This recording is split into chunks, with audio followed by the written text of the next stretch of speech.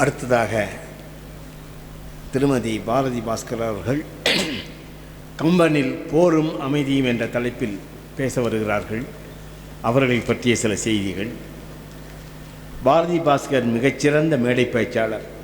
பட்டிமன்றங்களில் பேசுவதற்கு இலக்கிய பயிற்சி தேவை என்றாலும் இவரது தனி உரைகளில் காணும் இலக்கிய ஆளுமை கேட்பவர் நெஞ்சங்களை கிறுகிறுக்க வைக்கும்.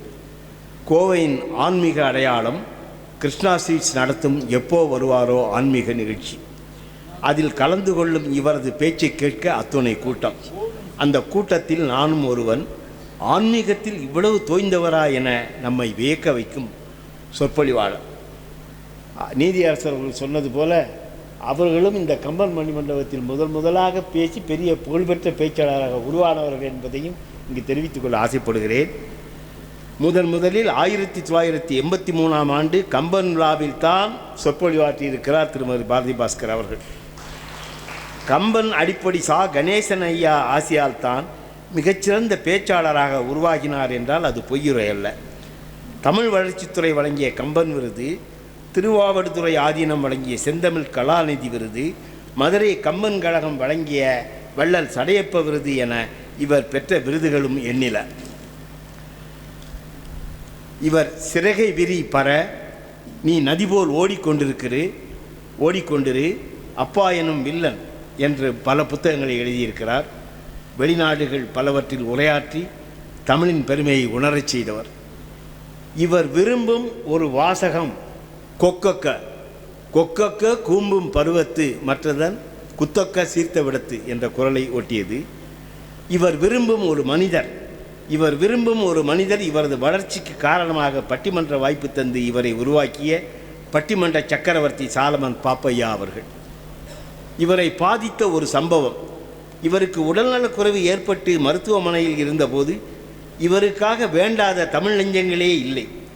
இறையருள் கூட்டுவிக்க நலம் பெற்ற இவர் நமக்கு கூறுவது, நீங்கள் உங்கள் கணவனுக்கோ மனைவிக்கோ பிள்ளைகளுக்கோ தரும் ஆகப்பெரிய பரிசு உங்கள் ஆரோக்கியம்தான்.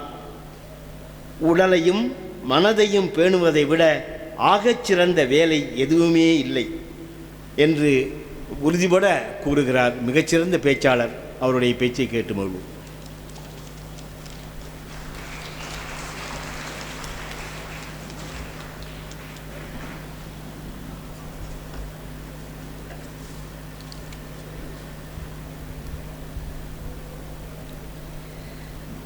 வணக்கத்துக்கும் மரியாதைக்கும் உரிய மேதகு ஆளுநர் ஐயா அவர்களே, மேடையிலே வீற்றிருக்கின்ற வணக்கத்துக்கும் மரியாதைக்கும் உரிய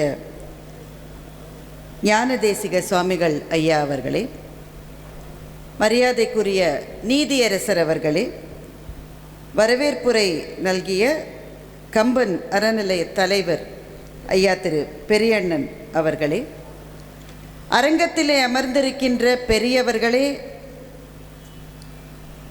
கம்பன் சுவையை பருக வந்திருக்கின்ற அன்பான சொந்தங்களே, பெரியவர்களே, அத்தனை பேருக்கும் என்னுடைய பணிவன்பு கலந்த வணக்கத்தை தெரிவித்துக் கொள்வதிலே மகிழ்ச்சி அடைகின்றேன். காரைக்குடிக்காரங்க ஏன் இவ்வளவு கம்மியாக கைத்தட்டுறீங்க? சும்மா அதிருதில்லன்ற மாதிரி அரங்கம் இருக்குன்னு பார்த்தா அப்படியே அமைதியாக இருக்கு. இல்லை, பேச்சாளர்களுக்கு ரொம்ப தேவை. அதனால் கொஞ்சம் 2 எழுச்சிமிக்க உரைகளை கேட்டுவிட்டு நீங்கள் அமர்ந்திருக்கிறீர்கள். கம்பனில் போரும் அமைதியும் அப்படின்ற தலைப்போடு நான் இங்கே இந்த மேடையில் உங்கள் முன்னால் பேச வந்திருக்கிறேன். என்ன இருக்கலாமா? ஒரு 40 நிமிஷம் எப்படி, என்ன பிளான் வச்சுருக்கீங்க? நான் ஆளுநர் இருக்கிற மேடையில், நீதியரசர் இருக்கிற மேடையில் அவர்களினுடைய நேரத்தையும் அனுசரித்துத்தான் என்னுடைய பேச்சு அமைய வேண்டும். சொல்லுவதற்கு நிறைய விஷயங்கள் இருக்கின்றன. அந்த நேரத்துக்குள் அதை சுருக்கமாக சொல்லுவதற்கான ஒரு முயற்சி. என்ன, ஒரே ஒரு பிரச்சனை, எங்கள் நடுவர் இங்கே இல்லை. இருந்தால் அவர் பெல் அடிப்பார், இங்கே அது இல்லை. அதனால் நானே கொஞ்சம் எச்சரிக்கையோடு அணுக வேண்டிய மேடையாக இது இருக்கிறது. உண்மையில் மேடைகளில் பேச்சாளர்கள் கற்றுக்கொள்ளுகிற முதல் விஷயமே அவர்களினுடைய உணர்வுகளை எப்படி சமநிலையில் வைத்து பேசுவது என்பதைத்தான் நாங்கள் முதலில் தெரிந்து கொள்ளுகின்றோம். பேலன்சிங் தி எமோஷன்ஸ் என்று சொல்லுவார்கள். அது ரொம்பலாம் உணர்வு பயப்படுற மாதிரி உங்களுக்கு தோணும், அப்படிலாம் கிடையாது. அது எவ்வளவு தூரம் போகணுமோ அவ்வளவுதான். அதை நாங்கள் கற்றுக்கொள்ளுகின்றோம். ஆனால் இந்த மேடை அதற்கு ஒரு விதிவிலக்காக இருக்க போகிறதோ என்று எனக்கு தோன்றுகிறது. இங்கே நிற்கிற இந்த நிமிடத்தில் கொஞ்சம் உணர்வு வயப்பட்ட நிலையில்தான் நான் நிற்கின்றேன்.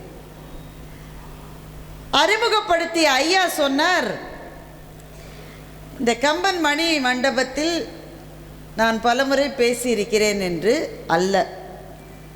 இந்த மணிமண்டபத்தில் ஒரே ஒரு முறைதான் இந்த மேடையில் இந்த இடத்தில் நின்று நான் பேசியிருக்கிறேன். அப்போது நான் 11ஆம் வகுப்பு படிக்கிற ஒரு மாணவி. நான் பேச்சாளராக வேண்டும் என்கிற கனவுகள் எதுவுமே இல்லாத ஒரு மாணவி. பேச்சாளரானும் தமிழ் இலக்கியம் படிக்கணும் அப்படிலாம் கனவுல எதுவுமே கிடையாது. +1 படிக்கிற ஒரு ஸ்டூடெண்ட்டு ஒரு 30 வருஷத்துக்கு முன்னாடி எப்படி இருப்பாங்களோ அப்படித்தான். அப்புறம் எதுக்கு நான் இங்கே வந்தேன்னு கேட்குறீங்களா? நான் வந்தது சபாஷ் பார்ட்டியா. இந்த சபாஷ் பார்ட்டினா என்னென்னா கைத்தட்டுறதுக்காக. எங்கள் அக்கா கம்பன் கழகத்தில் பேச்சு போட்டிகளில் கலந்து கொண்டிருந்த ஒரு மாணவி. அவங்க அப்போ கல்லூரியில் படிச்சுட்டு இருந்தாங்க. இப்போது ஓய்வு பெற்ற நீதிபதி ஐயா திரு ராமசுப்ரமணியன் அவங்கள் அந்த பேட்ச். இப்போ நீதியரசரும் நானும் ஒரே பேட்ச். எங்கள் அக்காவும் நீதியரசர் ஓய்வு பெற்ற ராமசுப்ரமணியன் அவங்களாம் அப்போ கம்பன் கழகத்தினுடைய பேச்சு போட்டிகளிலே கலந்து கொண்ட மாணவர்கள். எங்கள் அக்கா 1-2 பரிசு ஜெயிச்சதுனால காரைக்குடி கம்பன் கழகத்தில் பேசுவதற்காக 83ஆம் ஆண்டு அழைக்கப்பட்டார். எனக்கு ஒரு வேலையும் கிடையாது. எங்கள் வீட்டில் நாங்கள் எல்லாமே பொம்பளை பிள்ளைங்க தான், எங்களுக்கு சகோதரர்கள் கிடையாது. தனியாக அக்காவை அனுப்பக்கூடாது அப்படின்னு அந்த காலத்தில் ஒரு இது. எப்படி தனியாக போவா? எங்கள் அம்மாவாலேயோ அப்பாவாலேயோ துணைக்கு வர முடியல. அதனால் துணைக்காக நான் அனுப்பப்பட்டேன். அக்காவுக்கு துணையாக போயிட்டு வான்னு என்னை அனுப்பிச்சாங்க. அப்புறம் தான் அது பின்னாடி ஒரு சதி இருந்தது எனக்கு புரிய வந்தது. துணைக்கு என்ன ஏதோ இவ்வளோ பேச்சாளர்கள் வர்றாங்க, கம்பன் கழகமே கூட்டிகிட்டு வருது, என்ன துணைனா ஒருவேளை எங்கள் அக்கா பேச்சுக்கு யாருமே கைத்தட்டலைன்னா இந்த கைத்தட்டலை ஆரம்பித்து வைப்பதற்காக என்னை தயாரித்து அனுப்பிச்சிருக்காங்க. இப்போ நீங்கள் கல்யாண மாலை நிகழ்ச்சியெல்லாம் பார்த்துருக்கீங்களா? மோகன் சார் முன்னாடி உட்காந்துருப்பார். எதுக்கு? கைத்தட்டல் அவர் தான் ஆரம்பிச்சு வைப்பார். ஏன்னா ஒருத்தர் கைத்தட்டினா தான் எல்லோரும் கைத்தட்டுவாங்க. அதுக்காகத்தான் நான் அனுப்பப்பட்டேன் என்பது கூட தெரியாத அளவு அப்போது நான் பள்ளி மாணவி. இங்கே இந்த மண்டபத்தை நான் பார்த்தேன். அதைத்தான் நீதியரசரிடம் நான் பகிர்ந்து கொண்டேன். அந்த காட்சி அவ்வளவு தூரம் என்னுடைய மூளையினுடைய அடுக்குகளிலே பதிந்திருக்கிறது. இந்த மண்டபத்தில் அப்போது நாற்காலிகள் போடப்பட்டிருக்காது, தரையிலே தான் உட்கார்ந்திருப்பார்கள். எங்கிருந்து உட்கார்ந்திருப்பார்கள் என்றால் இந்த முனையிலிருந்து உட்கார்ந்திருப்பார்கள். மண்டபம் தாண்டி அந்த கூட்டம் உட்கார்ந்து கொண்டிருக்கும். அதை கண்ணாலே பார்த்த அந்த நொடியிலே எனக்குள்ளே எழுந்த பரவசத்தை சொல்லுவதற்கு எனக்கு வார்த்தைகள் இல்லை. அந்த மேடையில் நான் பார்த்த எத்தனையோ வியப்புகள், அப்பா சொல்லி முடிக்க எனக்கு கொடுக்கப்பட்ட நேரம் போதாது. நான் பார்த்த முதல் வியப்பு, மேடையில் இருந்தவர்கள் எல்லாம் பெரும் சிங்கங்கள். நான் இந்த மேடையிலே தான் என்னுடைய ஞான குருவாக நான் நினைக்கின்ற ஆசா ஞானசம்பந்தம் ஐயா அவர்களை அவர் இந்த மேடையிலே பேசுகிற போதுதான் நான் பார்த்தேன். தமிழை பற்றியும் இலக்கியங்களை பற்றியும் கம்பராமாயணத்தை பற்றியும் எனக்குள்ளே முதலாக ஆர்வம் என்கின்ற விதையினை தெளித்த மாபெரும் ஞான குரு அவர்தான். இந்த மேடையிலே ஒரு சிங்கம் போல அவர் கர்ஜிப்பதை நான் பார்த்தேன். இன்றைக்கும் மதுரையிலே வாழ்ந்து கொண்டிருக்கிற எங்களினுடைய மரியாதைக்கும் பிரியத்துக்கும் உரிய அக்கா காந்திமதி அவர்கள் இந்த மேடையிலே பேசும்போது தான் பட்டிமன்றத்திலே எப்படி பேசுவது என்பதை நான் கற்றுக்கொண்டேன். அந்த மேடையில் பேச வரும்போது இப்படி வருவாங்க. வரும்போது இந்த முந்தானை எடுத்து இப்படி இது பண்ணிக்கிட்டு வருவாங்க. முன்னாடி பேசுகிறவங்க சும்மா இருப்பாங்களா, வம்பு எழுதிருப்பாங்க. இதற்கு பின்னால் வருகிறவர் பதில் சொல்ல வேணும் அப்படி தான் சொல்லியிருப்பாங்க. இப்படி அந்த முந்தானை எப்படி பண்ண சொல்லத்தாயா வந்திருக்கேன் அப்படின்னு பேச ஆரம்பிப்பாங்க பாருங்க. அது ஒரு சுகானுபவம். அதில் பேசுகிறவர்களில் யாராவது ஒருவர் ஒரு பேசுகிற வேகத்திலையோ அந்த உணர்வு வயப்பட்ட நிலையிலையோ ஒரு வார்த்தை 2 வார்த்தையை சில சமயம் சிக்கிடும். அது சட்டுன்னு அந்த வார்த்தை வராது. யார் எடுத்து கொடுப்பாங்க தெரியுமா? அதை தலைவராக இருக்கிறவர் அல்ல, பக்கத்திலே இருக்கிற பேச்சாளர்கள் அல்ல, அரங்கத்திலே உட்கார்ந்து இருக்கிறவர்கள் இவர்கள் விட்டு போன சொற்களை சரியாக சொல்லுவார்கள். அதெல்லாம் உங்களுடைய வீட்டு சேர்ந்தவர்கள் தான் அப்படி இருந்திருக்கணும். நீங்களே கூட இருந்திருக்கலாம். அது ஒரு காலம். இந்த மேடையிலே எப்படி விழாவை நடத்துவது என்பதை தமிழகம் முழுவதும் கற்றுக்கொண்டது. தமிழகம் முழுவதும் கற்றுக்கொண்டது. அந்த மேடையில் ஏறுகிற ஒருவர் செருப்பை போட்டுக்கொண்டு இங்கே ஏறிவிட முடியாது. இந்த மேடை அப்படிப்பட்ட பவித்திரமானது. மேடையில் ஏறிய உடனேயே அப்போது நான் சொல்லுகிறது, நான் சொன்ன அந்த 83 ஒரு யானை தந்தமும் ஒரு புலித்தோலும் ஒரு வெற்றிலை, அந்த வெற்றிலை செல்லோன்னு சொல்லுவாங்கல்ல, அது இருக்கும். ஏன்னா யானை தந்தமும் புலித்தோலும் காரைக்குடி நகரத்தார்கள் பலர் வீட்டிலே அது ஒரு மங்களமாக பார்க்கப்பட்டது. அப்புறம் சட்டங்கள் மாறிவிட்டது, அதுக்கு வாய்ப்பில்லை. ஆனால் அதெல்லாம் மேடையில் இருக்கும். அதெல்லாம் விழா மங்களம். அதெல்லாம் எதற்கு அந்த வெற்றிலை அந்த இது இருக்குன்னா, கம்பன் சடையப்பனுடைய வீட்டில் அடப்பக்காரனாக இருந்தான் என்கின்ற ஒரு தகவல் இருந்ததால் அதற்கு மரியாதை செய்வதற்காக அதுவும் இந்த மேடையில் இருந்ததை என் கண்ணால் நான் பார்த்திருக்கிறேன். பயமும் பக்தியும் கலந்துதான் விழாக்கள் நடக்கும். தவறாக ஒருவர் பேசிவிட முடியாது. அதை விட முக்கியம், தப்பா ஒரு பாட்டை சொல்லிட முடியாது. ஒரு பாட்டை சொல்லிட முடியாது. அது காலம். அந்த நேரம்னா நேரங்க, அது உங்களுக்கு தெரியும். நேரம்னா நேரம். அது 5 மணினா 5 மணிக்கு கம்பன் வாழ்க. ஒரு நிமிஷம் கூட பிந்தாது. கலைஞர் அவர்கள் முதலமைச்சராக இருந்தபோது இங்கே பேசுவதற்காக கலைஞர் வந்திருக்கிறார். அன்றைக்கு முதலமைச்சர் புகைவண்டியிலே பயணம் செய்து வந்தார். புகைவண்டி தாமதமாகிவிட்டது. புகைவண்டி தாமதமாக வந்தது. ஆனால் நிகழ்ச்சி ஆரம்பித்தபடி சரியான நேரத்தில் ஆரம்பித்து விட்டது. கலைஞர் பேசுகிற போது சொல்லுகிறார், தாமதத்திற்கு நான் காரணம் அல்ல, புகைவண்டி தான் காரணம் என்று முதலமைச்சர் சொல்லுகிறார். ஆனால் நிகழ்ச்சி ஆரம்பிக்க வேண்டிய நேரத்தில் ஆரம்பித்து விட்டது. அது ஒரு கெடுபிடிக்காக செய்வது அல்ல. இலக்கியம் என்பதை அதற்குரிய மரியாதைகளோடு தான் அணுக வேண்டும் என்பதுதான் இந்த இடத்திலிருந்து கற்றுக்கொண்டது. இது தாய்க்கழகம். இன்றைக்கும் எங்கே கம்பன் கழகம் ஆரம்பிக்கப்பட்டாலும் இந்த தாய்க்கழகத்திலிருந்து அவர்களுக்கு சீர் செய்வதை இன்றைக்கும் ஒரு சம்பிரதாயமாக வைத்திருக்கிறார்கள். நீதியரசர் பேசுகிற போது மிக அழகாக சொன்னார், ஒரு காலம், அது ஒரு காலம், கம்பராமாயணத்தை எரிக்க வேண்டும் என்கின்ற ஒரு சொல் தமிழகத்திலே எழுந்த காலம். நம்முடைய நல் ஊழ்வினையின் காரணமாக சா கணேசனார் அவர்கள் கம்பனை கையிலே எடுத்து, அது ஒரு முகூர்த்தம் பாருங்க. கம்பராமாயணத்தை படிக்க நினைக்கிறவர்கள் எல்லாம் படிச்சிட முடியாது. அதற்கு ஒரு முகூர்த்தம் வேணும். அப்படி ஒரு முகூர்த்தம் தமிழ்நாட்டில் அன்றைக்கு இருந்தது. அன்றைக்கு ஆரம்பித்தது. இன்றைக்கு எத்தனை எத்தனை கம்பன் கழகங்கள் உலகமெங்கும் பறந்து விரிந்து இருக்கிறது என்றால் விதை இவர் போட்ட விதை. அது இவர் போட்ட விதை. அந்த மாதிரி பெரும் இயக்கங்களை முன்னெடுத்து செல்லுகிறவர்கள் பல தியாகங்களை செய்ய வேண்டும். 1 2 இல்லை, பல தியாகங்களை செய்யணும். எல்லாத்தையும் சொல்றதுக்கு நேரம் இல்லை. ஐயா ஏற்கனவே குறிப்பிட்டாரு, அலிப்பூர் சிறைக்கு போனார். இது ஆரம்பித்த வருடம் 1939 ஏப்ரல் 2, 3 அந்த நாளில் தான் முதல் கம்பன் விழா நடந்தது. அவருக்கு 60 வயது ஆகிற போது அவர் தமிழுக்கும் கம்பனுக்கும் செய்த சேவைகளை நினைத்து அவருக்கு ஒரு பணமுடிப்பு கொடுக்க வேண்டும்னு சொல்லி ஒரு முயற்சி நடந்ததாக நான் கேள்விப்பட்டேன். சோசோமி சுந்தரம் ஐயா சொன்னார். அவர் சொன்னால் சரியாக தான் இருக்கும். ஒரு பணமுடிப்பை அவருக்கு கொடுக்கணும், ஏன்னா இவ்வளவு பெரிய வேலையை எடுத்திருக்காருன்னு. அப்போல்லாம் ஃபோனு வாட்ஸ்அப் எதுவும் கிடையாது தானே. அவர் வீட்டுக்கு போனால் ஆள் இல்லை. ஐயா எங்கே போயிருக்காருன்னா வீட்டில் இருக்கிறவங்களுக்கு தெரிஞ்சிருக்கலாம், ஆனால் அவங்க சொல்லலை. யாருக்கும் சொல்லாமல் திருத்தணிக்கு போய் உட்கார்ந்துருக்கார். திருத்தணிக்கு போய் உட்கார்ந்து கம்பனுக்கு சேவை செய்தவர்களை பற்றி 17 வெண்பாக்களை அங்கே உட்கார்ந்து அவர் எழுதியிருக்கிறார்.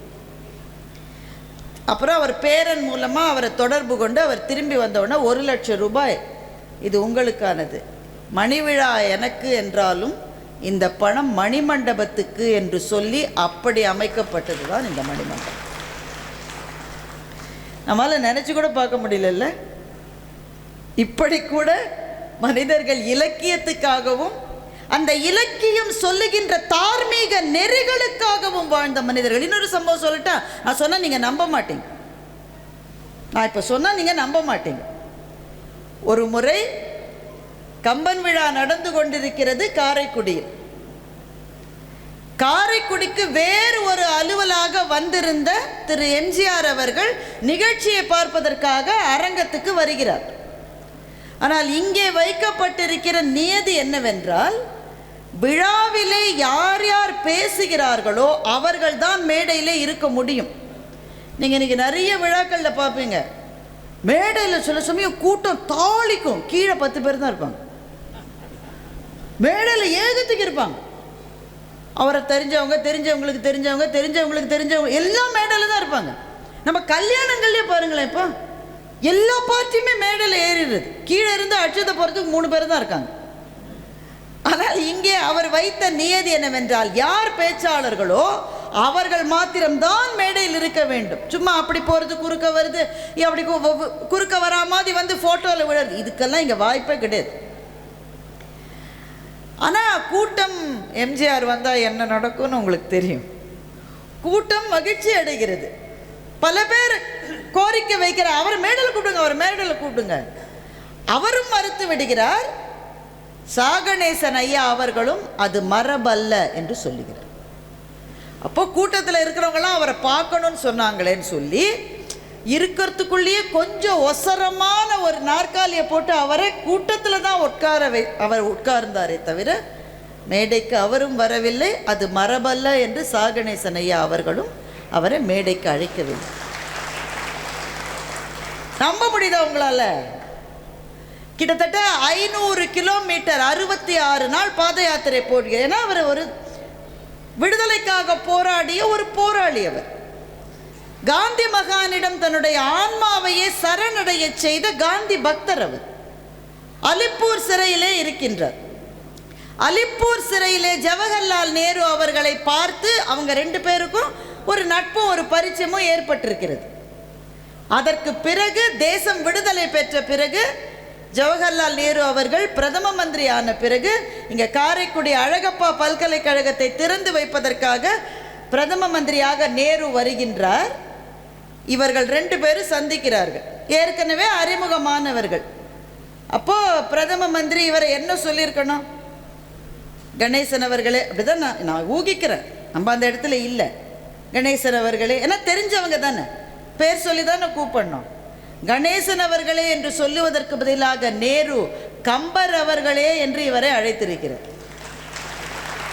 பதியப்பட்டிருக்குது, தெரியாம இல்லை, கன்ஃபியூஸ் ஆகி கூப்பிடல. ஏன்னா கம்பனையே தன்னுடைய ஆன்மாவாக, தன்னுடைய வாழ்க்கையையே கம்பனுக்கு செய்கிற ஆகுதியாக வாழ்ந்த ஒரு மனிதரை,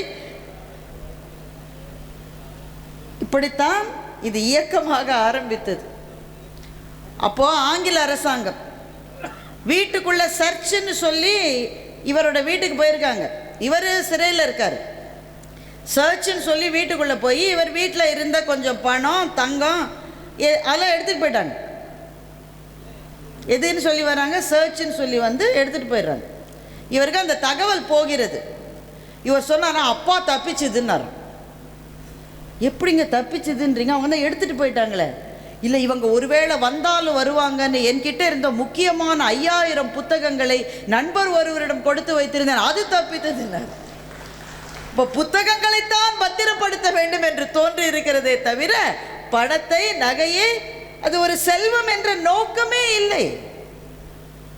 இவர்தான் கம்பனை நமக்காக மறுபிறவி எடுக்க வைத்தவர். சாகணேசன் ஐயா அவர்களினுடைய கெடுபிடி எப்படிப்பட்டதென்றால், இந்த மேடைக்கு கண்ணதாசன் வந்தபோது கூட நேரத்துக்கு வந்திருக்கிறார். அதுவே ஒரு செய்தி. இங்க வந்து மேடையிலே கவியரங்கத்துக்கு கவிதை படிக்கிறார் கண்ணதாசன். கடிகாரம் பார்த்துத்தான் காரியங்கள் ஆற்றுவதென பிடிவாதம் பிடிக்கும் பேரவையின் தலைவர்கள். கண்ணதாசன் எழுதுறார், கடிகாரம் பார்த்துத்தான் காரியங்கள் ஆற்றுவதென பிடிவாதம் பிடிக்கும் பேரவையின் தலைவர்கள். கடிகாரம் என் பகைவன். கண்ணதாசனுக்கு கடிகாரம் பகைவன். கடிகாரம் என் பகைவன். அப்போ உடனே நம்ம உட்கார்ந்தவங்களை நம்ம என்ன கேட்போம்? கடிகாரம் உங்க பகைவன்னா இந்த தடவை மட்டும் எப்படி கரெக்டா அப்படி நம்ம மனசுல தோணும்ல. அவர் சொல்லார், கடிகாரம் என் பகைவன், கடுகி வந்தேன் கணேசர் பயத்தால் என்று கவிதை படித்தார் கண்ணதாசன் இந்த மேடை. அப்போ அவ்வளவு கெடுபடி ஒருத்தர் இருக்கணுமாங்க? கொஞ்சம் நீக்கு போக்கா இருக்கலாம்ல, கொஞ்சம் விட்டு கொடுத்து போகலாம்ல. அப்படி செய்ய ஆரம்பிச்சா அதுக்கு முடிவே கிடையாதுங்க. Compromise never ends.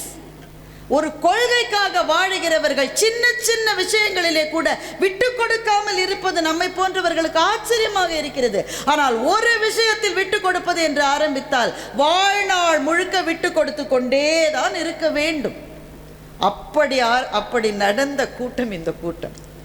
11ஆம் வகுப்பு மாணவியாக என் அக்காவுக்கு ஒருவேளை யாரும் கைத்தட்டவில்லை என்றால் கைத்தட்டுவதற்காக இங்கே நான் வந்து இந்த மேடையில் ஆசாவை பார்த்தேன், தினமணி சிவராமன் ஐயா அவர்களை பார்த்தேன், சரஸ்வதி ராமநாதன் அவர்களும் அவங்க கணவர் ராமநாதன் 2 பேரும் சேர்ந்து ராமனாவும் சீதையாவும் நடிப்பாங்க. இந்த நடிப்பே உண்டு. இன்னும் எங்க 1939 ஆரம்பிச்சதுன்னு சொன்னேன்ல, 2 வருஷத்துல 1941 காரைக்குடி கம்பன் மேடையில் முதல் பட்டிமன்றம். எனக்கு தெரிந்தவரை அதுதான் பட்டிமன்றத்தினுடைய துவக்கம். வையாபுரி பிள்ளை அவர்கள் நடுவராயிருக்கிறார். பட்டிமன்றத்தினுடைய தலைப்பு ஸ்ரீனிவாச ராகவன் பேசுகிறார். எல்லாம் மாபெரும் தமிழ் அறிஞர்கள். தலைப்பு என்ன தெரியுமா? ஒட்டக்கூத்தனும் கம்பனும் சமகாலத்தவர், ஆம் இல்லை. இதுதான் பட்டிமன்ற தலைப்பு.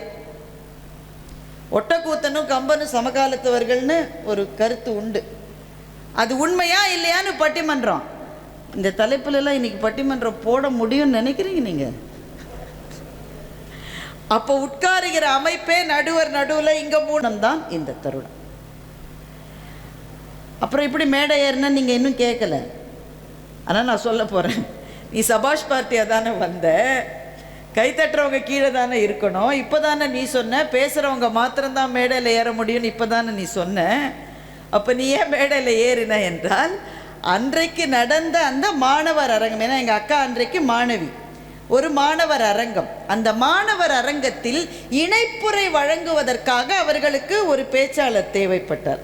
அதனால் கம்பன் கழகத்தவர்கள் எங்கள் அக்காவோடு வந்திருந்த என்னை பார்த்து, ஏம்மா நீ இணைப்புரை வழங்குறியான்னு கேட்டு இந்த மேடையில் நான் ஏறினேன். அதுதான் என்னுடைய முதல் மேடை.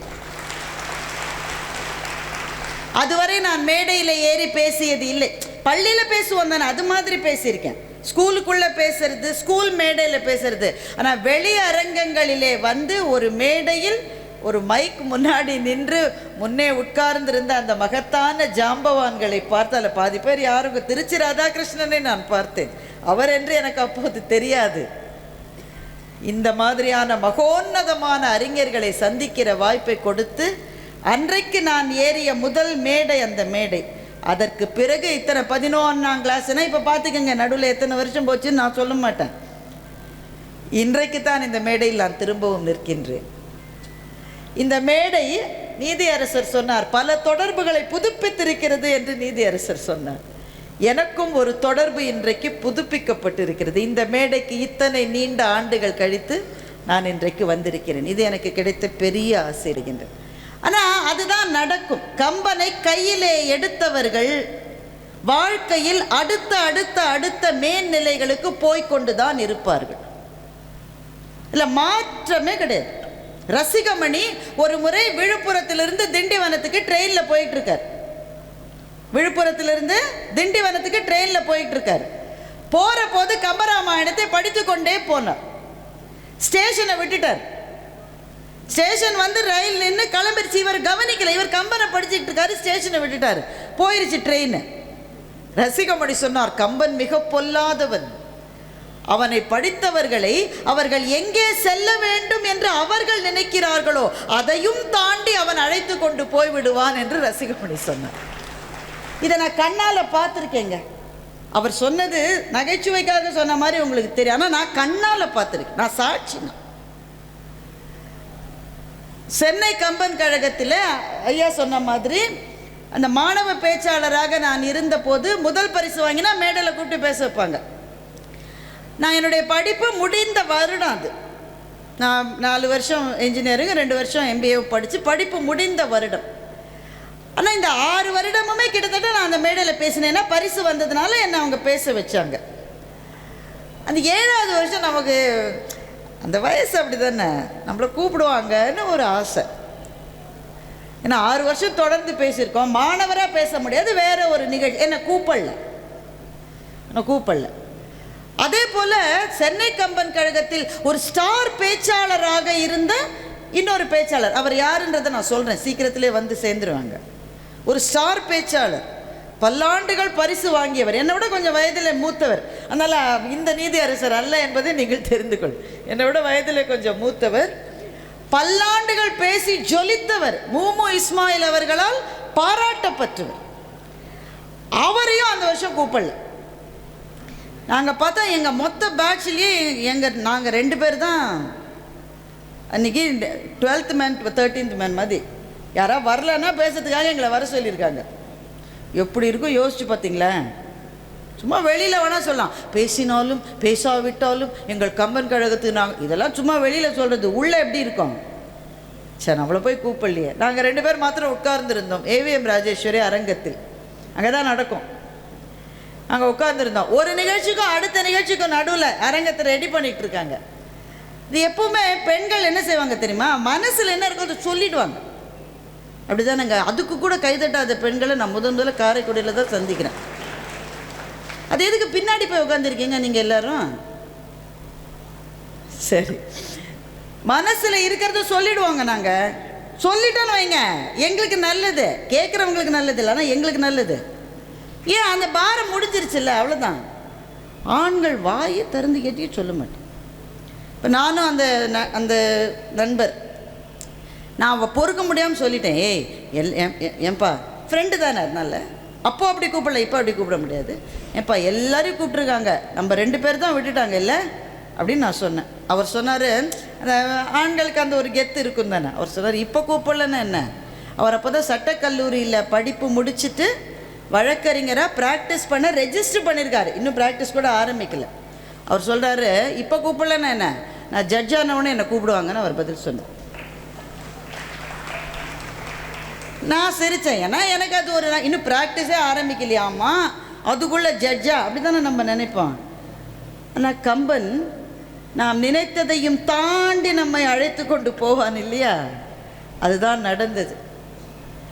அவர் வழக்குரைஞராகி, நீதியரசராகி, சென்னை உயர்நீதிமன்றத்தில் நீதியரசராகி, உச்ச நீதிமன்றத்தில் நீதியரசராகி, கம்பன் கழகங்கள் சென்னை மாத்திரமல்ல நிறைய கம்பன் கழகங்கள் விழாவை தொடங்கி வைக்கின்ற நாயகமாக அவரை அழைத்தது. அவர் அன்றைக்கு என்னிடத்தில் சொன்ன அந்த வாசகம், இன்னைக்கு கூப்பிடல, என்ன ஜட்ஜான உடனே கூப்பிடுவாங்க என்பது நடந்தது. ஏன் நடந்தது என்றால், கம்பனின் சந்நிதியில் அந்த வாசகங்கள் சொல்லப்பட்ட போது அது சத்தியமாகி விடுகிறது.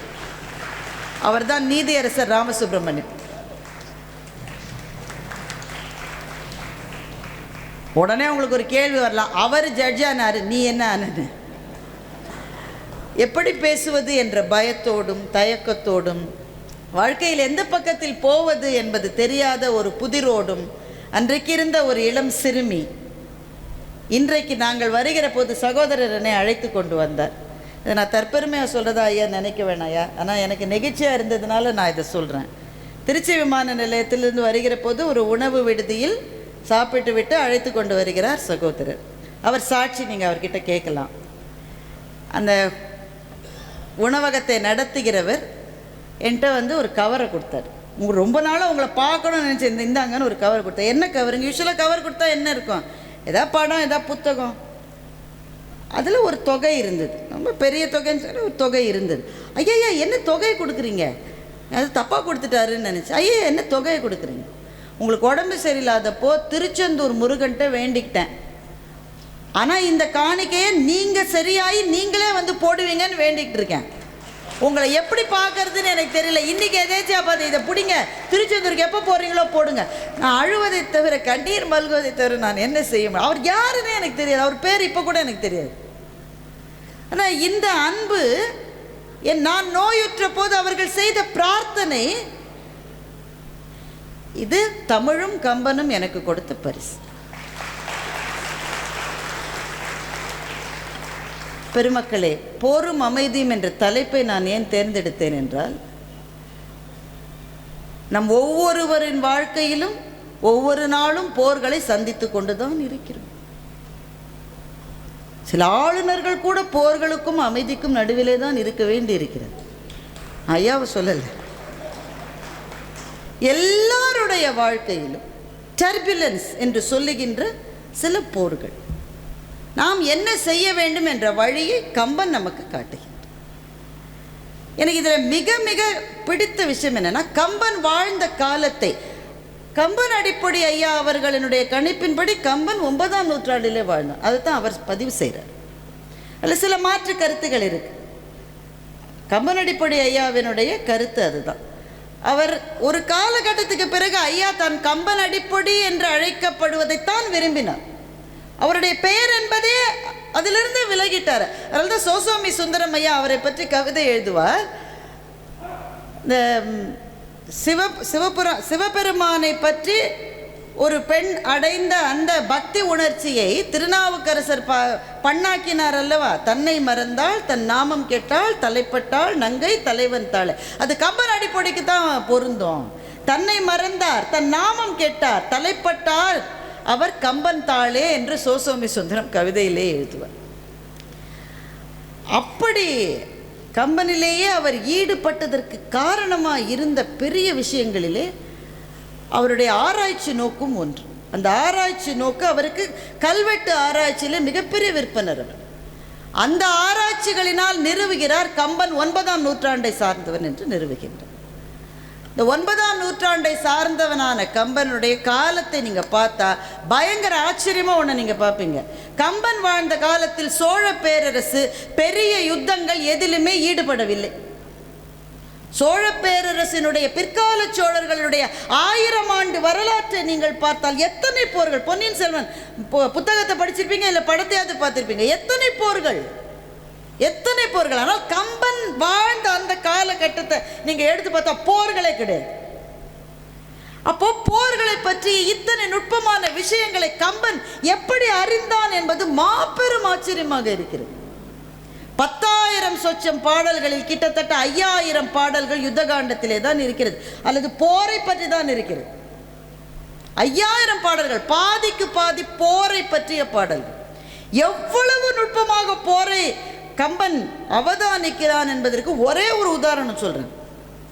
நீங்கள் இன்றைக்கும் கூட இந்தியர்கள் நாம் எல்லாரும் தெரிந்து கொள்ள வேண்டிய விஷயம், நாம் ஈடுபட்ட சில போர்களிலே நமக்கு ஏன் தோல்வி கிடைத்தது என்பதை பற்றி நாம் தெரிந்து கொள்ள வேண்டும்.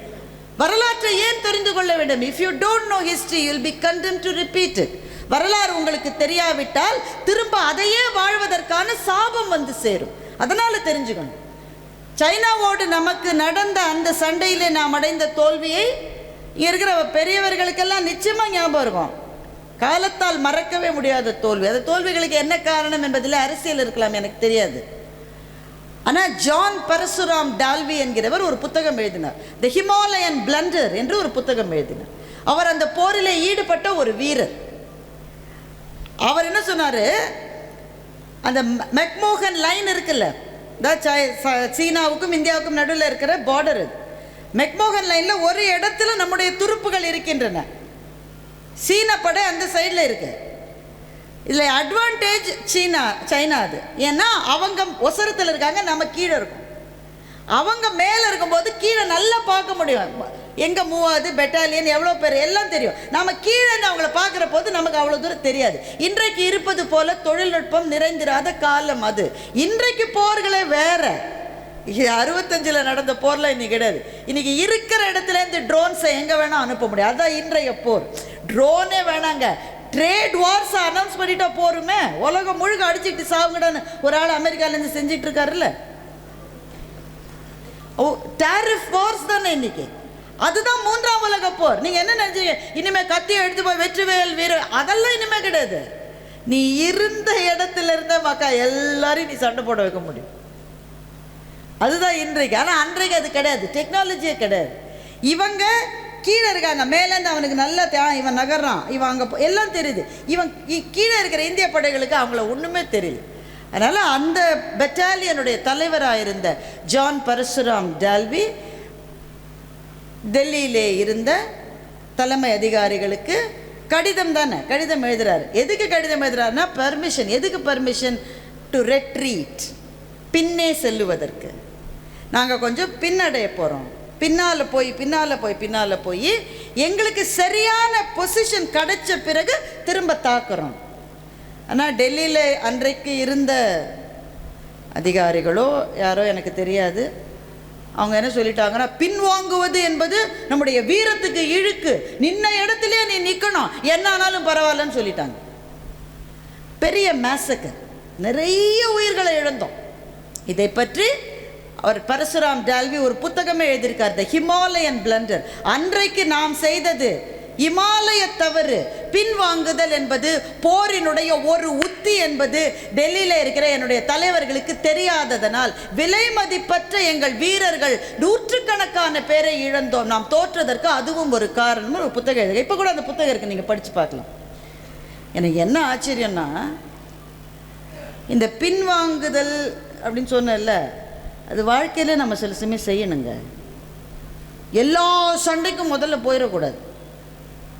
சில சமயம் எல்லா பாலையும் கிரிக்கெட்டில் அடிக்கவும் கூடாது. எல்லா பந்தையும் அடிப்பது தான் எனக்கு வீரன் அடிச்சுட்டே இருந்தால் உடனே நீ போயிடுவ. சில பந்து வெல் லெஃப்ட்னு சொல்லுவாங்க அது கிரிக்கெட்டில், விட்டுறணும், அடிக்கக்கூடாது. அதுக்கு அடுத்த வர பந்தை மச்சான் நான் வீசி ஏறுவேன், அதுதான் வீரம். அதனால் உன் வீரம் வெளிப்படுவதற்கு சில சமயம் பின்தங்கணும். நம்மை சுற்றி எத்தனை சண்டைகள், அரசியலில் மாத்திரமா சண்டை, அலுவலகத்தில் சண்டை இல்லையா, வீட்டில் போர் இல்லையா, தெருவில் இல்லையா? நீங்கள் சென்னையில் இருந்தீங்கன்னா பார்க்கிங் சண்டையிலேயே உங்கள் வாழ்நாள் முழுக்க முடிஞ்சு போகும். கார் வாங்கிறது இன்றைக்கி பிரச்சனை கிடையாது, காரை நிறுத்த இடம் தேடுறது தான் பிரச்சனை. உங்கள் ஊரில் கம்மியாக தான் மழை வரும். மழை வந்தால் என்ன செய்வீங்க நீங்கள் சொல்லுங்கள்? நான் உங்கள் ஊரில் வசிக்கலை, சொல்லுங்கள். மழை வந்தால் என்ன செய்வீங்க? வத்தால் வடம் காய வச்சா வீட்டுக்குள்ளே வைப்பீங்க, துணி காய வச்சா துணி எடுத்து வீட்டில் போடுவீங்க, பிள்ளைங்களெல்லாம் வீட்டுக்குள்ளே சேர்ப்பீங்க. நாங்கள் என்ன செய்வோம் தெரியுமா? சென்னையில் மழை பெஞ்ச உடனே காரை எடுத்து எங்கடா மேம்பாலம் இருக்குன்னு தேடிப்போம். அங்கே நிறுத்தினா தான் எங்கள் காரெல்லாம் அடிச்சுட்டு போகாமல் இருக்கும். நம்ம சுற்றிய சண்டைகள் தானே போர்னா. நீங்கள் எதிரியோடு செய்கிற அந்த போர் மாத்திரம் இல்லை, வாழ்க்கையே போர் தான், ஒவ்வொரு நாளும் போர் தான். ஸோ எந்த ஸ்ட்ராட்டஜி நமக்கு கை கொடுக்கக்கூடிய ஸ்ட்ராட்டஜி. எனக்கு ஆச்சரியமாக இருக்கிறது, கம்பன் ராமன் எவ்வளவு பெரிய போர் தந்திரக்கலை நிபுணன் என்பதை இவ்வளவு விளக்கமாக கம்பனால் எப்படி எழுத முடிந்தது என்று எனக்கு ஆச்சரியமாக இருக்கிறது. அவங்க போறாங்க தானே, ராவணனுடைய கோட்டையை இவர்கள் முற்றுகையிடுகிறார்கள். வானரப்படை அங்கே பாருங்க, ஏதாவது ஒப்புவமை இருக்கிறதா? ராவணன் கூட இந்த வீரர்கள் யாரு? நம்ம ஆள்ல 2 மனிதர்கள், பாக்கி எல்லாம் வானரங்க. மனிதர்களே 2 பேர் தான். அவன் கையில் என்ன வச்சிருக்கான்? மந்திர சக்தி இருக்கிறது, வாள் இருக்கிறது, எல்லா ஆயுதங்களும் இருக்கிறது. இங்கே 2 பேர்ட்டு மட்டும் வில்லும் அம்பும் இருக்கு. பாக்கி இருக்கிற வானரெல்லாம் எதை வில்ல வச்ச சண்டை போட்டுது? கல். அது அயன் ஏஜில் அவங்க இருக்காங்க, ஸ்டோன் ஏஜில் இவங்க இருக்காங்க. இவங்க 2 பேருக்கும் சண்டை. ஆனால் இந்த சண்டையிலே ஜெயித்து காட்டி இருக்கிறான் இந்த இதிகாச கதாநாயகனாக நம்முடைய தேசத்தினுடைய தெய்வமான ராமன். அதற்கு யுக்தி வேணும். என்ன இன்ஸ்ட்ரக்ஷன் கொடுக்குறான்னா, வானரங்கள்கிட்ட அப்படியே தாவி ஏறுங்க மதில் மேலே, நீங்கள் மதில் மேற்குள்ளே குதிக்காதீங்க, அங்கேருந்து கல்லுகள்ல தூக்கி போடுங்க, அவங்க பதிலுக்கு உங்களை தாக்க ஆரம்பித்தா பின்வாங்கி ஓடுங்கள். இது இருக்குது கம்பனில், பின்வாங்கி ஓடுங்கள், ரெட்ரீட், பின்னாடி ஓடிப்போம். இதுதான் செஞ்சாங்க. வானரங்கள் வந்து கல்லை தூக்கி போடுது, அசுரர்கள் வந்து அங்கே இருக்கிற அரக்கர்கள் தாக்குறாங்க, எல்லா வானரமும் ஓடி போகுது. ஐயோ பயந்து ஓடிட்டான்னு சொல்லி துரத்திக்கிட்டே வரான். அவன் துரத்திக்கிட்டு வர இது ஓடுது. இது ஓட அவன் குஷியாயிடுறான். ஐயோ நல்லா ஓடுது, நல்லா துரத்தலாம் போல இருக்கு, பயங்கரமாக துரத்திக்கிட்டே ஓடி வரான். ஒரு கட்டத்தில் அந்த ஓடி வருகிற வானரங்கள் ஆயிரக்கணக்கான பேர் அப்படியே ரெண்டா பிரிஞ்சு ரெண்டு திசையில் போயிட்டாங்க. துரத்திட்டு வர்றவங்க என்னடா ரெண்டு பக்கமாக போடுறாங்க, யாரடா துரத்துறதுன்னு பார்த்தா அந்த பிரிஞ்ச ரெண்டு பேருக்கும் நடுவில் இருக்கிற இடைவெளியில் ராமனும் இலக்குவனும் அனுமனும் விபீஷணனும் சுக்ரீவனும் நிற்கிறார்கள்.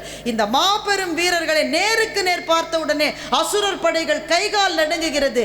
எடுத்தார்கள் வில்லை. அத்தனை சேதம், அத்தனை. முதல் நாள் சண்டையிலேயே அவங்க எதை நிரூபித்தார்கள் என்றால் நாங்கள் யாருன்னு தெரிஞ்சுக்குங்க என்பதை நிரூபித்தார்கள். இப்படி எத்தனை வார் ஸ்ட்ராட்டஜி. இன்னும் ஒரே ஒரு தகவல் சொல்லட, அது கம்பனில் இருக்கு. ராமனுடைய வானர சேனை 70 வெள்ளம். வெள்ளம்ன்றது ஒரு நம்பர், 1000 லட்சம் ஏதாவது ஒன்று வச்சுக்கோங்க. 70 வெள்ளம். ராவணனுடைய சேனை 1000 வெள்ளம். 70 எங்க, 1000 எங்க? இதற்கு ஒரே ஒரு ஒப்புமையை நீங்கள் வரலாற்றிலிருந்து சொல்ல வேண்டும் என்றால், அவுரங்கசீப்பின் படையோடு வீர சிவாஜியினுடைய படைகள் செய்த சண்டை ஒன்றைத்தான் வரலாற்றில் இதற்கு நீங்கள் உவமையாக சொல்ல முடியும். 1000 வெள்ளம், இது வெறும் 70 வெள்ளம். இந்த 1000 வெள்ளத்தை ராவணன் 4 வாசல் இருக்கல, கிழக்கு மேற்கு வடக்கு தெற்கு, ஒவ்வொரு இடத்துலையும் 200 வெள்ளம் நிறுத்தினான். நடுவில் இருக்க அப்போ 800 தானே வருது, பாக்கி 200 என்ன ஆச்சுன்னு நீங்கள் கேட்கணும். கொஞ்சம் கணக்கு கேட்கணும் நீங்கள். ஏன்னா நான் இது அடுத்து சொல்ல வர பாடல் முழுக்க மேத்தமேட்டிக்கல், அதோடு தான் நான் முடிக்க போகிறேன். பாக்கி 200 என்னன்னு நீங்கள் கேட்கணும். பாக்கி 200 என்னன்னா செய்தி சொல்லுவதற்கும் சமையலை சாப்பாட்டை சுமந்து பொறுத்துக்கும். 800 பேருக்கு சாப்பாடு போட 200 பேர்.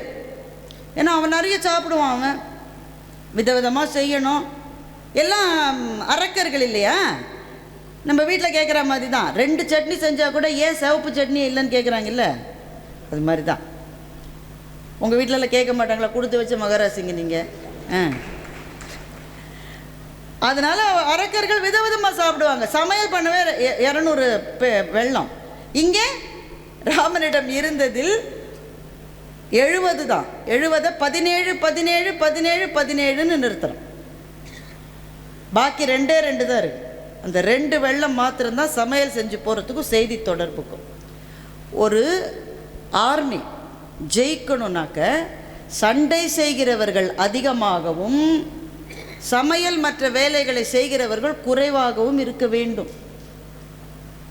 ஒரு அலுவலகம் நடக்க வேண்டும் என்றால் வேலை செய்கிறவர்கள் அதிகமாகவும் உஸ்ஸுன்னு சொல்கிறவங்க குறைவாகவும் இருக்க வேண்டும். அவ்வளோதான் சொல்ல முடியும். இதுதான் ஸ்ட்ராட்டஜி. இப்போ ஏகப்பட்டதெல்லாம் தொங்கு சதை, இதெல்லாம் தேவையில்லாத பேரை நிறைய வச்சுக்கிட்டிங்கன்னா ஆர்மியோட மூமெண்ட்டே கம்மியாயிரும். இதை வைத்து கொண்டு தான் ராமனால் ஜெயிக்க முடிந்தது. போர் எப்படி ராமன் செய்தான் அப்படின்னு ஒரே ஒரு பாட்டு, அப்புறம் நேரம் அமைதிக்கு போயிடலாம் நம்ம. ஒரே ஒரு பாட்டு. இப்படி ஒரு பாடலை கம்பன் எழுதினான் என்று இத்தனை காலத்துக்கு பிறகு நின்று திரும்பி பார்க்கையிலே எனக்கு பிரமிப்பாக இருக்கிறது. இது ஃபுல்லாக கணக்கே தெரியாதவங்க யாராவது இருந்தால் நீங்கள் கிளம்பி போகலாம். ஆனால் எளிமையான கணக்கு தான், சின்ன வயசில் படித்த கணக்கு. கம்பன் எவ்வளவு துறைகளில் வல்லுநனாக இருந்தான் என்பதை காட்டுகிற பாடல் இது. எத்தனை துறைகளை பற்றிய மாபெரும் பிரம்மாண்டமான அறிவும் ஞானமும் இந்த கவிஞனுக்கு இருந்திருக்கிறது என்பதை காட்டுவதற்கான பாடல். ராமன் சண்டை போட்டான், அவ்வளோதாங்க பாட்டு. பாட்டில் வேற எதுவும் கிடையாது. ராமன் சண்டை போட்டான். மூலபல வதை படலத்தில் மூலபல சேனையை ராமன் தாக்குகிறான். இந்த தாக்குகிற காட்சியை கம்பன் வடிக்கின்றான். ஆனை 1000, தேர் 10000, அடல் பரி 1 கோடி, தானை 1000 படின் ஒரு கவந்தம் எழுந்தாடும். இதுதான் ஃபர்ஸ்ட் லைனு. 4 படை இருக்குல்ல, ஏன்னா ராவணன்ட்ட 4 படை இருக்கு. 4 படை என்ன? யானைப்படை, குதிரைப்படை, தேர்ப்படை, காலாள் படை. இதுதான் 4 படை. ராமன்ட்ட இருக்கிறது 4 படை கிடையாது, இருக்கிறது ஒரே ஒரு படை தான். ஏன்னா வானரர்கள் எல்லாருமே காலாள் படை தான். இந்த 4 படையை ராமன் தாக்கினா என்ன ஆகுனா, ஆனை 1000 யானை காலி, தேர் 10000 10000 தேர் போச்சு, அடல் பரி 1 கோடி குதிரை, 1 கோடி குதிரை காலி, தானை தலைவர் 1000, காலால் நின்று சண்டை போடுறவங்க 1000. ஸோ இப்போ கணக்கு சரியாக புரிஞ்சுதா? 1000 10000 1 கோடி 1000 படின் ஒரு கவந்தம் எழுந்தாடும். கவந்தம்னா பேய். இவ்வளவு பேர் இறந்து போனால் பேய்களுக்கு கொண்டாட்டம். இவ்வளவு பேர் இறந்து போனால் ஒரு கவந்தம் எழுந்தாடும். முதல்ல லைன் புரிஞ்சிருச்சா? அடுத்த லைன் பாருங்க. கானம் 1000 கவந்தம் படின் கவின் மணி கலிங் எனும். ஒரு பேய் எழுந்து ஆடுறதுக்கே 1000 யானை, 10,000 தேரு, 1 கோடி குதிரை, 1000 காலாள் படைகள் இறந்து போனால் ஒரு பேய் ஆடும். சுடுகாட்டில் 1000 பேர் ஆடுதுன்னு கம்பன் சொல்கிறான். 1000 பேர் ஆடினா இது எல்லாத்துக்கும் இன்ட்டு 1000 பண்ணிக்கோங்க. இவ்வளவு பேர் இறந்தால் ராமனுடைய வில் இருக்கிறதல்லவா, அந்த வில்லினுடைய நுனியிலே ஒரு சிறு அழகான மணியை அவன் கட்டி இருக்கிறான். அந்த மணி ஒரு தடவை கலிங் அப்படின்னு சத்தம் போட்டால் இவ்வளவு பேர் செத்து போகிறாங்களோட போர்க்களத்தில்னு கம்பன் ஒரு மேத்தமேட்டிக்கல் ஈக்குவேஷனை பாடலாக எழுதியிருக்கிறார். அதில் அந்த பாடலை எப்படி முடிக்கிறான் என்றால், ஒரு தடவை மணி ஒலிச்சா 1000 கவந்தம் ஆடும். ஒரு கவந்தம் ஆடினாலே இவ்வளவு பேர் இறந்து போகிறாங்கன்னா 1000 கவந்தம் ஆடினா எவ்வளவு பேர், சர்வ நாசம் அது. அப்படி கலிங் என்று ஒலிக்கிற மணி 7.5 நாழிகை விடாமல் அடித்து கொண்டே இருந்தது என்று கம்பன் எழுதி. 7.5 நாழிகைனா கிட்டத்தட்ட 3 hours, 3 மணி நேரம். 3 மணி நேரம் அலுக்காமல் சலுக்காமல் நின்ற இடத்திலிருந்து நகராமல் ராமன் போர் செய்தான். எதிரே இருந்த மூலபல சேனை ஒன்றுமில்லாமல் தெரித்து ஓடியது என்று எழுதுகின்றான். போரை பற்றி இவ்வளவு நுட்பமான குறிப்புகளை வேறு எந்த இலக்கியத்தில் உங்களால் பார்த்துருக்கவே முடியாது. ஜெயங்கொண்டரினுடைய கலிங்கத்து பரணியிலே அந்த போர்களினால் வருகிற விளைவுகளை நீங்கள் நிறைய படிக்கலாம். அதற்கான மூலம் கம்பனிடமிருந்து வந்ததாகத்தான் இருக்க முடியும். இவ்வளவு தூரம் போரை பற்றி நுட்பமாக எழுதின ரொம்ப முக்கியமாக எழுதினது என்னென்றால், போர் என்று வந்துவிட்டால் எதிரியினுடைய உடலை அழிப்பதல்ல, அவனுடைய மனத்தை பயமுறுத்துவதுதான் உன்னுடைய வெற்றிக்கான முதல் விதை. அதைத்தான் ராமன் செய்தான். ராவணனை ஒன்றொன்றாக குறைத்து குறைத்து குறைத்து வந்து கடைசியில் அவனுடைய நெஞ்சத்திலே பலமே இல்லாத போது விழுந்த இறுதி அம்பு அவனுடைய உயிரை பறித்தது. ஆனால் இத்தனை தூரம் போரை பற்றி எழுதிய கம்பன் ராமனை எப்படி காட்டுகிறான் என்றால், போரையே விரும்பாத ஒரு சமாதான புறாவாகத்தான் ராமனை காட்டுகின்றான். அதான் வசிட்டன் ராமனுக்கு சொன்ன அறிவுரையை கடைசி வரை ராமன் காப்பாற்றினான். யாரோடும் பகை கொள்ளலன் என்ற பின் போர் ஒடுங்கும் புகழ் ஒடுங்காது. இதுதான் வசிட்டன் ராமனுக்கு சொன்னது. ராமா, யாருடன் உனக்கு பகை இருக்கக்கூடாது, அப்போ போர் தான் நிற்குமே தவிர புகழ் நிற்காது. இது ராமனுக்கு சொன்ன அறிவுரை இல்லை, நம் ஒவ்வொருவருக்கும் சொன்ன அறிவுரை. நம்ம எத்தனை பேர் நம்ம உறவுக்காரங்க தான், கூட பிறந்த தம்பி அண்ணனோட பல வருஷமா பேசாதவங்க கட்டாயமா இருக்கீங்களா இல்லையா? கூட பிறந்தவன் தான். ஒரு அம்மா என்கிட்ட சொல்லுது, எங்கள் நாத்தனாரோட நான் பேசவே மாட்டேன்.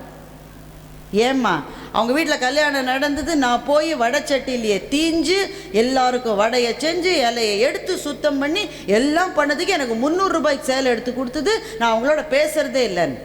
நான் சொன்னேன், அப்படி பண்ணிட்டாங்களா, என்ன அநியாயங்க. கல்யாணம் எப்போ நடந்தது? போன வருஷமா? இல்லை எப்போ நடந்தது? அதாச்சு 23 வருஷமாச்சு. 350 ரூபாய் புடவைன்னு போதே நான் அவ்வளோ வருஷம் ஆயிருக்குன்றதை நான் யோசிச்சிருக்கணும். 23 வருஷமாக ஒரு சம்பவத்தை மாத்திரமே படையப்பால் வர நீலாம்பரி மாதிரி நினச்சிக்கிட்டு பகையை வளர்த்து கொண்டே இருக்கிறவர்கள் நம்மில் எத்தனை பேர்? ஏதோ ஒரு வார்த்தை, மறக்க முடியாத வார்த்தை, மனத்தை குதறி போட்ட வார்த்தை தான். ஆனால் அதை மன்னிக்க முடியாது. அதை மன்னிக்கின்ற உள்ள திண்மை நம்மிடம் இல்லையா? அதைத்தான் கம்பன் சொல்லி தருகிறான். சீதை அங்கே சிறைவாசம் இருந்தால் அந்த அரக்கிகள் எப்படி அவளை பயமுறுத்தினார்கள், என்னெல்லாம் சொன்னாங்க. உன்னுடைய இதயத்தை நீ உயிரோடு இருக்கிற போதே பிடுங்கி அதில் பச்சடி துவையல் வெஞ்சனெல்லாம் போட்டு நாங்கள் சாப்பிட போகிறோன்னு சொன்னாங்க. தன்னந்தனியலாக கணவனை பிரிந்தவளாக இருந்த மாநிலம் செல்லரித்திடவும் அங்கு எழுந்திடாளாக இருந்த சீதை எப்படி பயந்துருக்கணும், எப்படி அச்சப்பட்டிருக்கணும். ஆனால் அவளுக்கு ஒரு சான்ஸ் வந்தது. நாம் எல்லாரும் அதுக்கு தானே வெயிட் பண்ணிட்டு இருக்கோம். என்ன சொன்ன இல்லை நீ, எனக்கு ஒரு நாள் வருண்டா, அன்னைக்கு இருக்குடா, அப்படி தானே நாம் நினைப்போம். அந்த நாள் சீதைக்கு வந்தது. எப்போ வந்தது தெரியுமா? ராமன் போரிலே ஜெயித்த பிறகு வந்தது.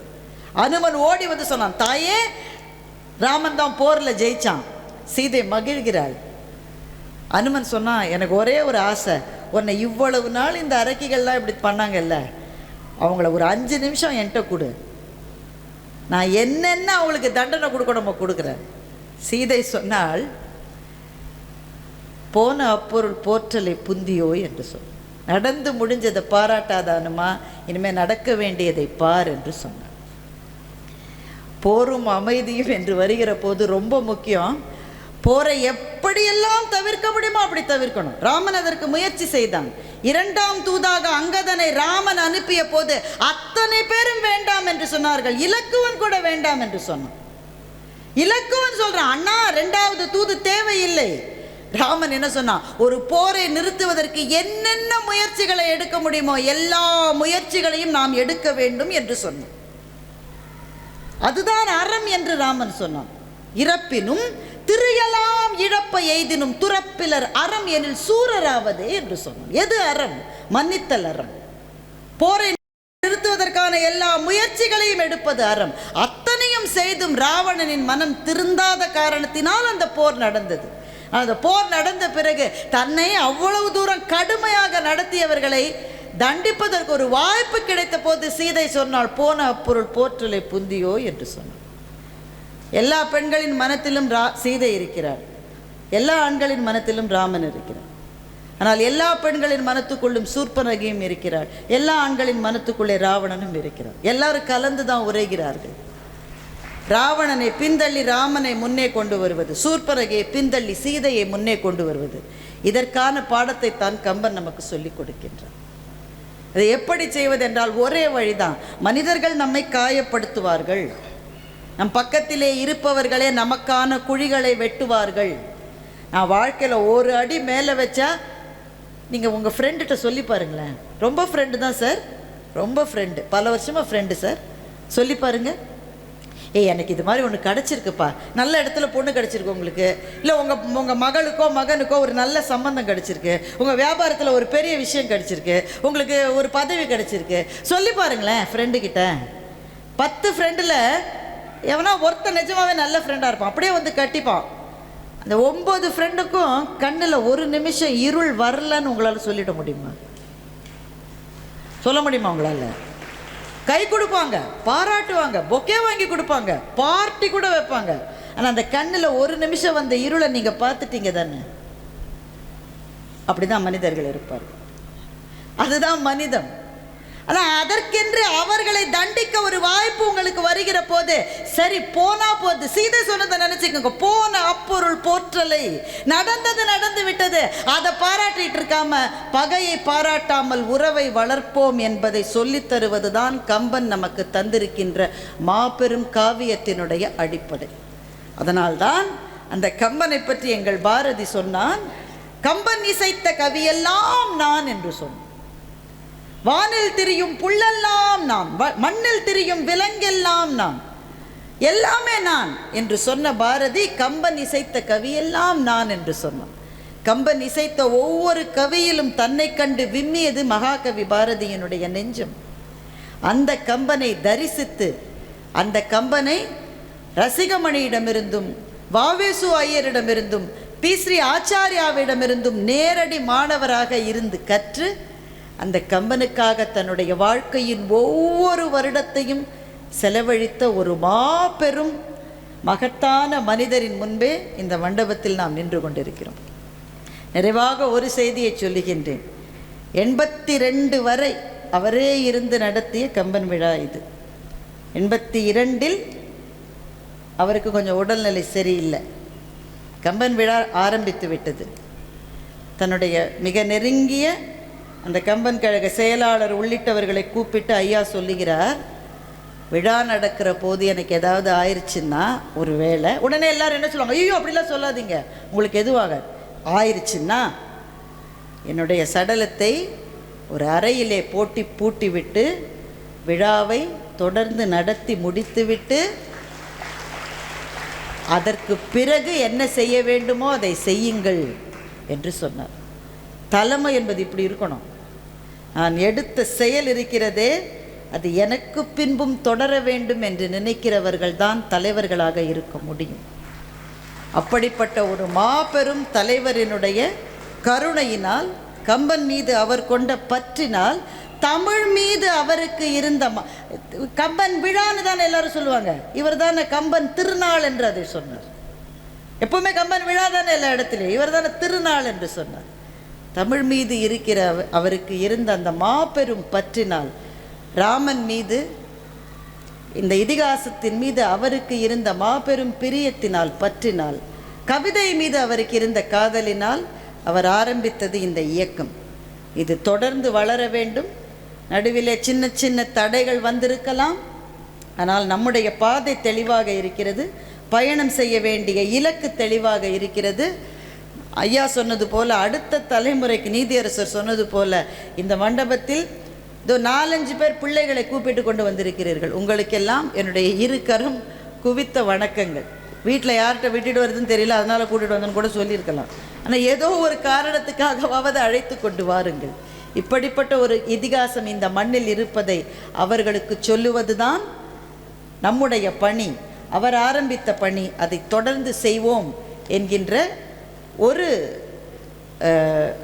உறுதியை இந்த நேரத்தில் எடுத்துக்கொள்வது தான் அன்னாருக்கு நாம் செய்யும் மரியாதை என்று சொல்லி, நீண்ட இடைவெளிக்கு பிறகு இந்த மேடைக்கு வந்திருக்கிறேன். ஆனால் எனக்கு தோன்றுகிறது, நடுவிலே இருந்த காலங்கள் எல்லாம் காணாமலே போய்விட்டது போல இருக்கிறது. கம்பன் நமக்கு எதை தருகிறான்? நம் இளமையை திரும்ப தருகின்றான். நம்முடைய தமிழை நமக்கு தருகின்றான். போரை தவிர்த்து அமைதியை நாடுகின்ற நெஞ்சத்து நிம்மதியை தருகின்றான். இதைவிட வாழ்க்கைக்கு என்ன வேண்டும் என்று சொல்லி, ஓப்பத்தலை கூடி உள்ள பிரிதல் அனைத்தே புலவர் தொழில் என்று வள்ளுவன் சொன்னான். இந்த மேடைகள் நமக்கு எதை தருகிறது என்றால், நம்மை போன்ற ஒத்த ரசனை உடையவர்களை பார்த்து அவர்களோடு பேசுகின்ற மகிழ்ச்சியை தருகிறது. அப்படிப்பட்ட மகிழ்வை கொண்டிருக்கிற இந்த அரங்கத்தில் இருக்கிற அத்தனை பேரின் பாத கமலங்களுக்கும் என் வணக்கங்களையும் நன்றியையும் சொல்லி, கம்பன் கழகத்தாருக்கும் என் நன்றியை சொல்லி விடைபெறுகிறேன். நன்றி.